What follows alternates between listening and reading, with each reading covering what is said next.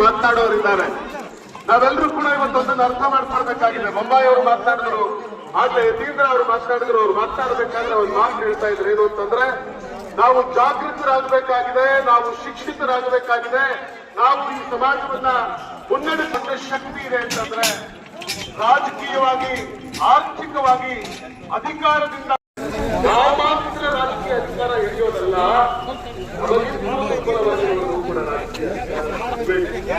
ಅವರನ್ನೂ ಕೂಡ ಮೇಲೆತ್ತೋದಕ್ಕೆ ಕ್ರಿಯೇಟರ್ ಅಂತ ನಾವು ಕೆಲಸ ಮಾಡಬೇಕು ಅನ್ನೋ ಜವಾಬ್ದಾರಿಯನ್ನ ನಾನು ಪೂಜ್ಯ ಸ್ವಾಮೀಜಿಯವರ ನೇತೃತ್ವದಲ್ಲಿ.